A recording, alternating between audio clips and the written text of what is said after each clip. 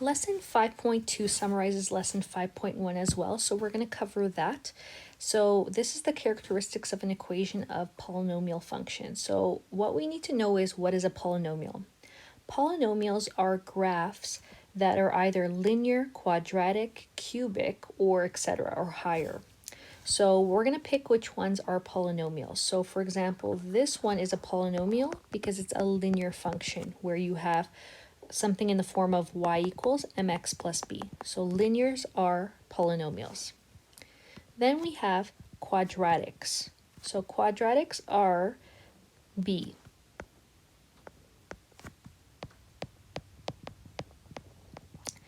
They're in the form usually y equals ax squared plus bx plus c. So that was studied in 10c. And then they could also be in vertex form, which is ax minus p squared plus q.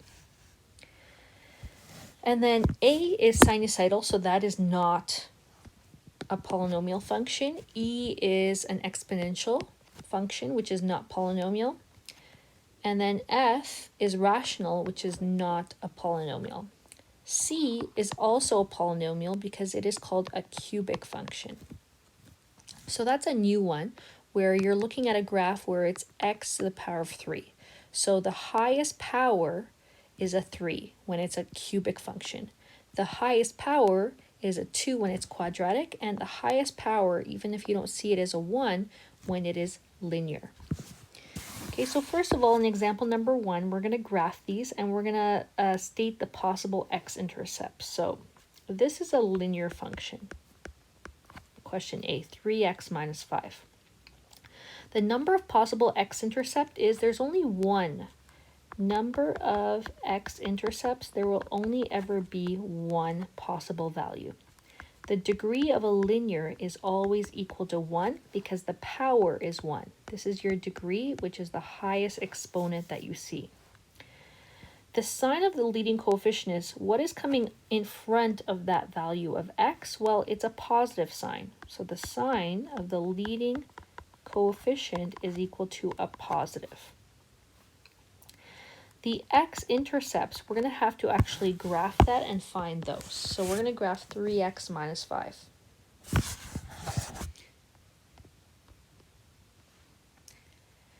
Okay, so change your window to go for the standard window of -10, +10.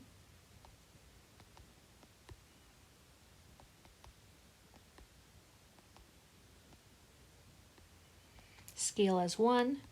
Your y minimum is -10 and your y maximum is +10. So graph that and you should see this. So we want to find that x-intercept by pressing second trace number 2. You're going to go to the left bound, which is the left side of that x-intercept, and then the right bound, which is the right side of your x-intercept, and press enter again. You should find that your 0 is 1.667, which I'm going to round to 1.7. And then the constant is the same as your y-intercept value in this case. So when it's in this, this form here, your constant is your y-intercept, which is the value that does not have variables. So this is your constant right there, which is -5. So that answers both the first question, the constant, and the next question, which is your y-intercept. Then they're asking for the end behavior.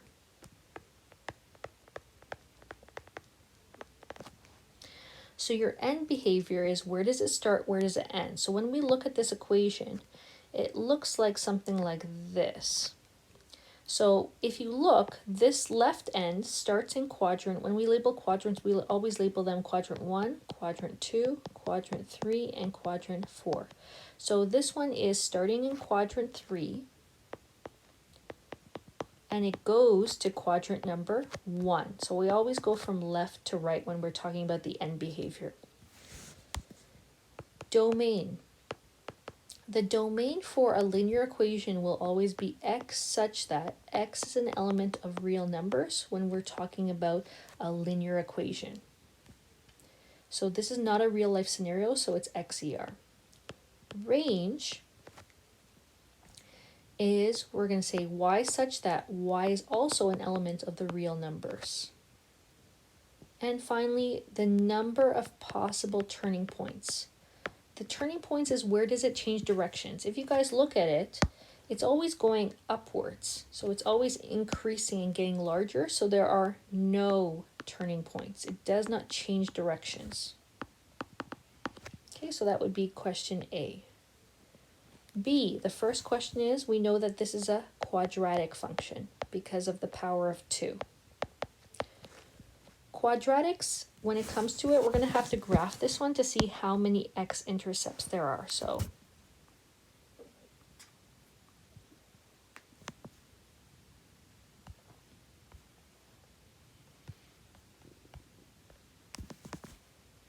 we're graphing negative 2x squared minus 4x plus 8.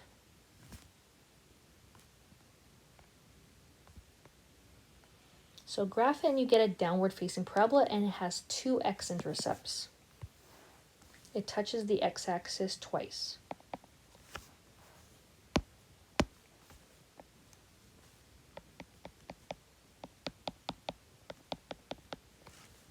Degree is 2. So there are 2, the degree is the highest power that you see, which is 2. The sign of the leading coefficient, there's a negative in front of that x squared value, so it is a negative leading coefficient. Negative sign of leading coefficient, we're going to say negative sign. Our x-intercept, there's 2, so we're going to actually have to find one by going second trace, number 2. You're going to have to go to the left side of that x-intercept, which would be about here. Press enter. And then the right bound, which would be above the x-axis in this case, would be press enter and enter again for you guys, negative 3.2. So one of them is negative 3.2. Now we need to find the next one by repeating those steps and going second trace, number 2 again. Go as close as you can with your cursor to the x-intercept that you have or are trying to find. Then you're going to move your left cursor until you're on the left bound. So that would be approximately here. Press enter. And move your cursor until you're on the right side of that x-intercept. Press enter and enter again. So you should have 1.2 as your other x-intercept. So 1.2 approximately. The constant term, if you guys look, is 8, and that's your y-intercept as well. So constant is the same as your y-intercept in this one, and that's equal to positive 8. Your end behavior. When we look at the image, we know that the image is doing something like this, where we're starting on the left side in quadrant number 3, and we end up in quadrant number 4. So end behavior is going from quadrant 3 to 4. Domain will be XER when it comes to x, such that x is an element of real numbers for our domain, but our range is different. Our range, we're actually going to have to find out, if you guys look, you're going to have to change your window to be able to see this maximum value. You need to figure out what that height is by going second trace, number 4, and you're going to go to the left side of that maximum value, press enter, and then the right side of that maximum value, press enter and enter again. So if you set your window high enough, you should see that the maximum is about 9.999, which is approximately 10. So we know that the maximum height is that we're at would be 10. So we want to say that y such that y is less than, meaning the graph is less than or equal to positive 10 YER. So that means the graph is from 10 and below.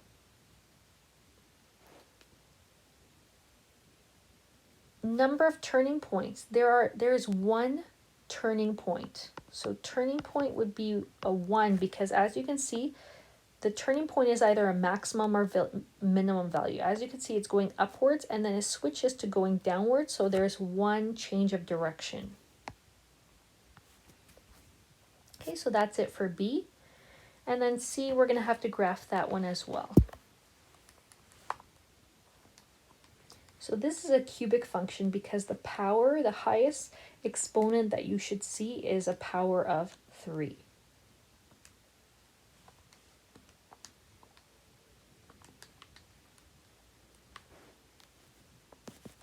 Okay, so in your graphing calculator, clear whatever you have there and put in 2x to the power of 3. So you have to use this house roof and then power of 3. Go to the right, plus 10x squared minus 2x minus 10. Okay, so I'm going to graph that, and as you can see, you might have to change your window a little bit from that standard window. So instead of going to a max of 10, I'm going to go higher to maybe a max of 20. So let's go higher than that. Let's go up to, let's try 100. There you go. So I just want to be able to see that this kind of peak here that wasn't apparent before. So this is what the actual shape looks like. So when you try to sketch it, you should be sketching something like this. So the number of possible x-intercepts, we can see there are 3. The degree is also 3. The leading coefficient is positive because there's a positive sign in front of 2x to the power of 3. The x-intercept, we're going to have to find each one of them. So we're going to have to go second trace number 2. You're going to have to go to the left side of that x-intercept, right side of that x-intercept. Left side, enter, right side, enter, enter. You should get that one of them is -5. And there's 2 more, so you have to find each one. If you look closely, you'll notice that the values are -1 and then +1.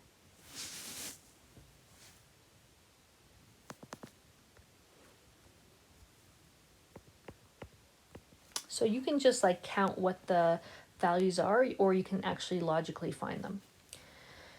So we got the x-intercepts. Now the constant is -10, so that's the value that has no variables. We know that that is your y-intercept as well, which is -10. Your end behavior. Your end behavior starts in quadrant number 3 and ends in quadrant number 1, because you always go from left to right. Then we have our domain, which is always going to be xer when it comes to these cubic functions, and that's going to be the same for the range, but yer. So this goes forever left and right and up and down. So xer, yer. Turning points, you're going to see 2 changes of direction. So there are 2 turning points because it changes directions about here and then changes again direction and goes from downward to upward in that second spot right there. So there's 2 turning points.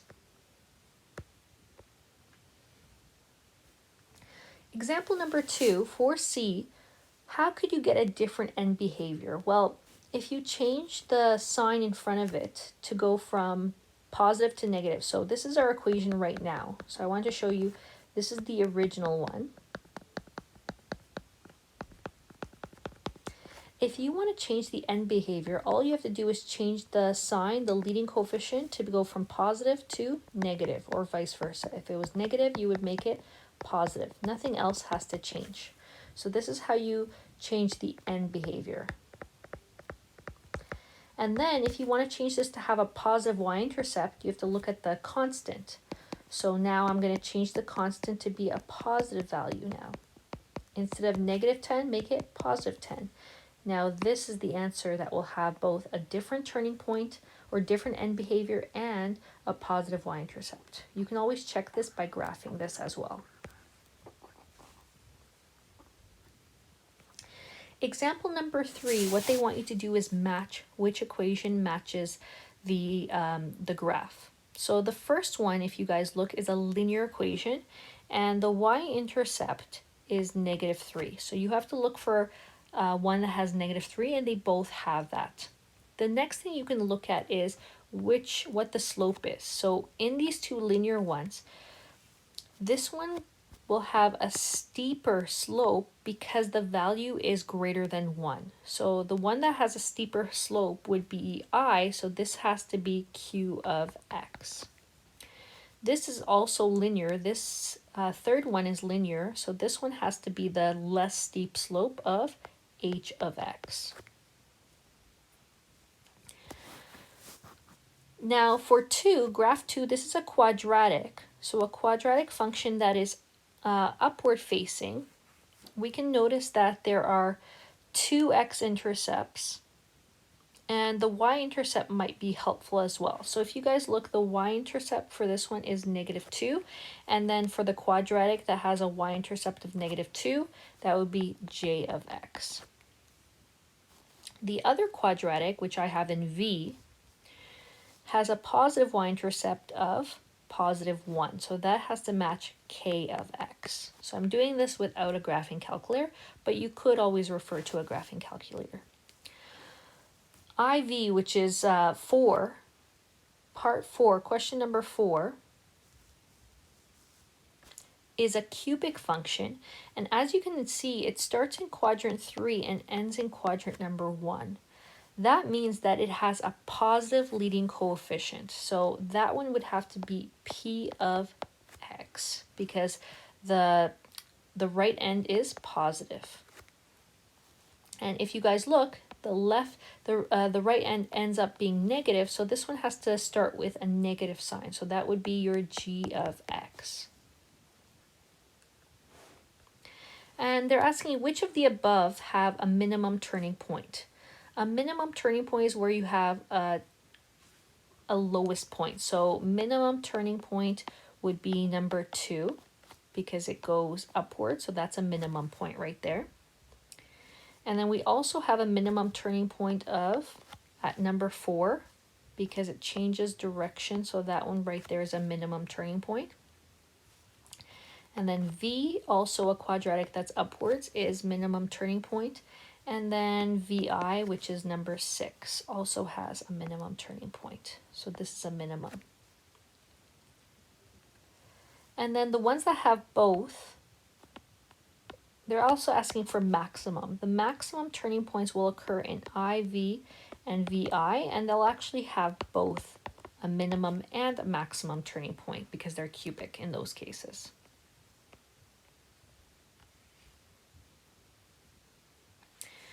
Example number 4, they're just asking us to figure out and draw. So we're not going to come up with an equation. All we're doing is we're just drawing something that would look like, that would represent this information. So for example, A is a range of -2. So we know that the bottom of the graph has to be greater than and touch -2. So it's going to go from -2 and touch upwards. It also has to have a y-intercept of 4. So 1, 2, 3, 4, you're going to plot 4 right there. And so the only graph that would do that, that would have a range that's not YER x, that wouldn't have YER, would be a quadratic image. So since the graph has to be above the line, it's going to touch that line with the vertex, and then it's going to go upwards and have arrows on each end. So this would be an image that would represent this.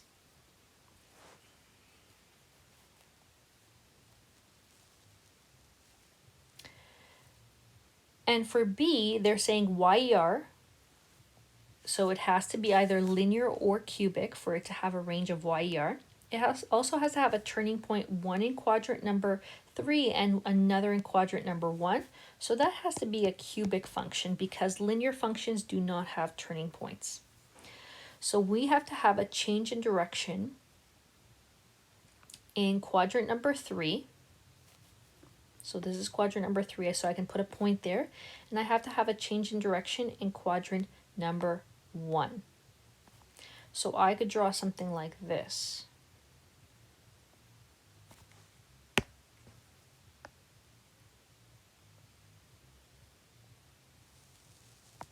With arrows on each side. So that would be an image that would look like the turning points. Okay, so that would be something that would satisfy this. Now you could play around with this and try to get the equation that would represent that, but this is a standard of excellence question. So I can definitely show you how to do that, but it's a tricky one. So that would be better to do in person and show you in person, but it's not necessary for now. Okay, so hope you guys understood that. That's summarizing lesson 5.